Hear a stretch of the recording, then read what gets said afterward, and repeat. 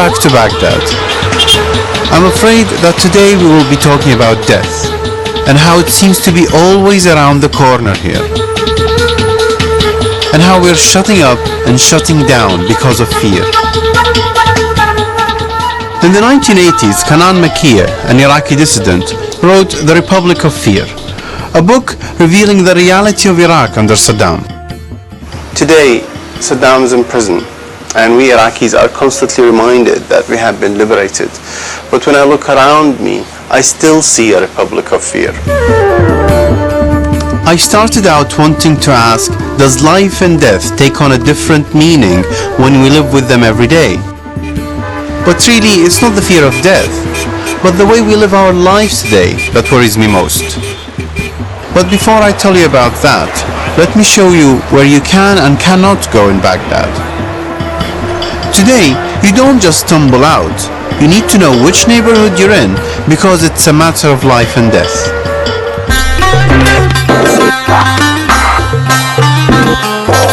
So here's the Salam Pax quick guide to Baghdad. This is Baghdad, and this is the relatively safe green zone, and this is the airport. The green areas are Shia neighborhoods, and the red ones are Sunni, and those are the ones you should worry about more.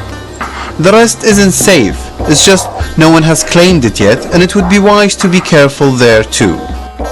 Death is all around us these days, on our televisions, in our newspapers, and on walls surrounding us everywhere. These black death notices announce the violent end of our relatives and friends.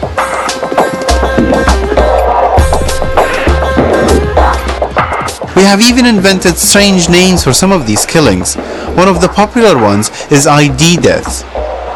Shia death squads have been killing people with Sunni names and vice versa, as happened yesterday. You don't even know what you're supposed to do or what you're supposed to say anymore. I'm too afraid to show this on the street. This is my Iraqi ID. I don't know whether I'm supposed to show this when someone asks me for an ID, because if I show my other one, the one that says press, that's sort of like a, come kidnap me card. But if I show this, I have the wrong name on it. Which means when I'm out filming, if I go to the wrong neighborhood, I might get killed. People get killed for the strangest reasons. The list of professions you should avoid in Iraq is getting longer and longer. Did you know, for example, that owning a bakery shop can be lethal? أفران بغداد جديدة يعني دازيلة سيارة مفخخة يعني مو عبوة صغيرة عبوة يعني يريد يجذبون الانتباه وأكو أفران بالمنصور بالداودي خلى العبوة القنبلة داخل الطحين اللي يريد يبدله بمكان الصمود. The reason bakeries have been bombed is for selling bread to the Iraqi police or military, but most of the time it is just the ordinary people who are dying. والله احنا نتألم من نشوف ناس يروح بيه وهاي الناس أبرياء فاحنا نقول لهم ليش يعني خلي الشعب العراقي انه يرتاح شوية. Another career that should be avoided in Baghdad is being a barber. They were one of the earliest professions to be attacked, and I had to go around 10 of them to find one who would talk to me, and he refused to show his face. شنو هي الأشياء اللي هم من وراها يقولون صارت لهم مشاكل؟ الخيط واللحية يعني قالوا إنه هاي المشكلة إنه خيط ولحية. It is us Muslims and that strange obsession we have with facial hair. It seems the big stylist in the sky had decided that beards are good and anyone who shaves them is bad. And that is why a number of barbers have been killed in Baghdad. والله هو اعتيادي كل عراقي هسه يعني يعني تعبان من هالظروف وهاي كل عراقي يعني متأثر. يعني أي عراقي إذا يمشي بالشارع يعني يفكر على نفسه بأي لحظة ينقتل.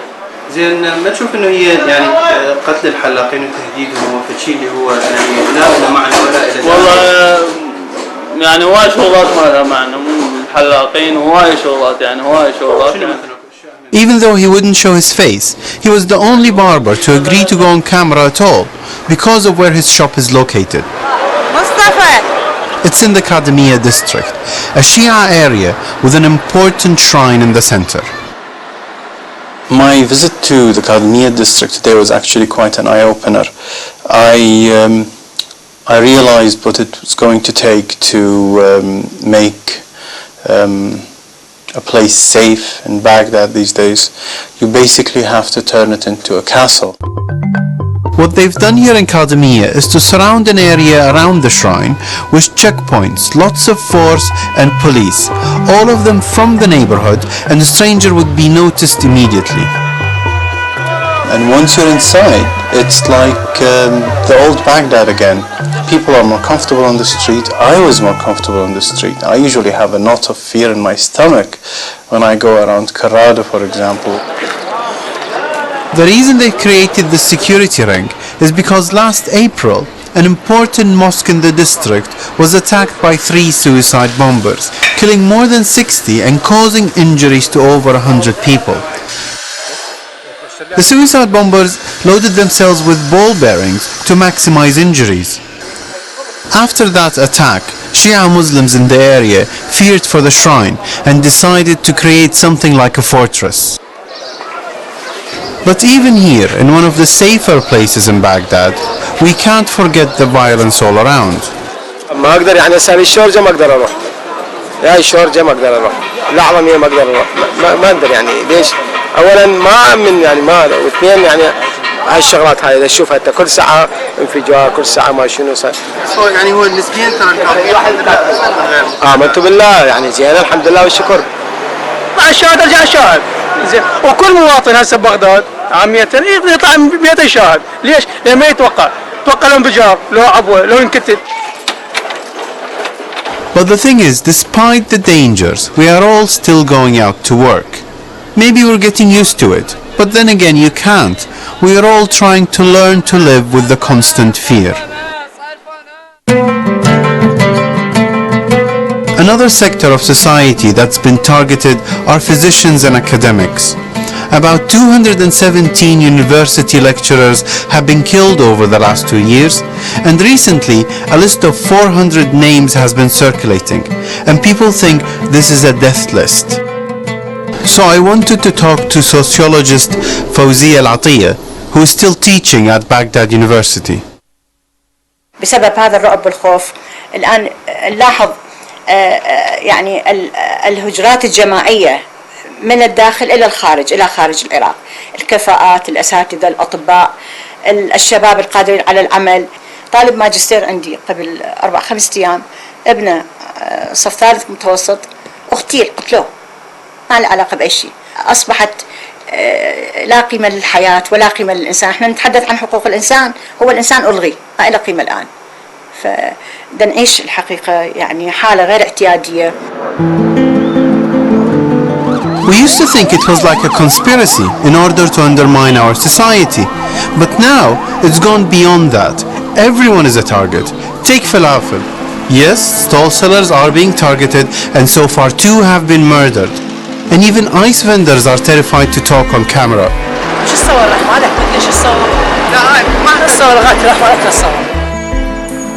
The whole taekwondo team was kidnapped, all of them, and 2 national tennis team players and their trainer were killed in a Sunni district in Baghdad. People think they were killed because they were wearing shorts. In most Sunni districts, the term fashion crime has been given a whole new meaning.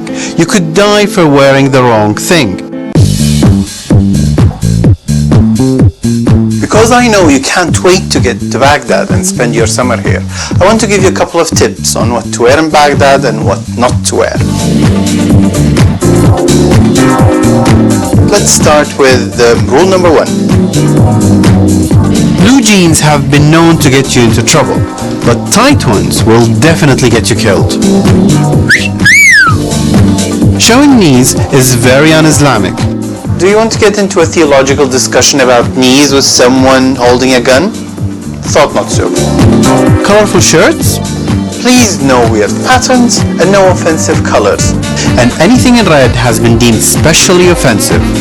And to top off your outfit, forget about your cool spiky hairstyle. Hair gel is lethal. I always knew hair products were evil. Now I get divine confirmation. And so here I am, on Baghdad streets, modeling my special get killed outfit. You might be wondering now about women. Are there any restrictions on what they wear? Well, yes, obviously. I mean, if we left it to the extremists, they would rather have women wearing tents and not go out of the house at all. So I went to Neda al-Bayati, a women's rights activist here in Baghdad, and asked her how the situation is for women today. أوضاع النساء فترة بعد فترة جات تدهور. أكو كثير من الميليشيات المسلحة الموجودة بالشارع هسه إنه أي امرأة إذا ما ترتدي الحجاب تقتل، إنه أي امرأة إذا كانت يعني حتى لو مرتدية الحجاب ومتبرجة أيضا تقتل. It is not only militias who are imposing this on women. Now the government has joined in too. قبل كم يوم سمعنا انه وزاره النقل نفس الوزاره انه الموظفات الموجوده عندها بالوزاره مانعيها تفوت للوزاره وتداوم بشكل رسمي لانهن متبرجات وبس مرتديات الحجاب.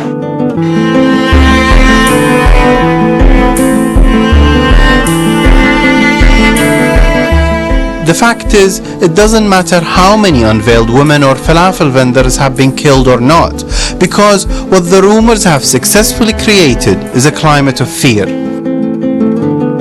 And it is a climate we all do worry about.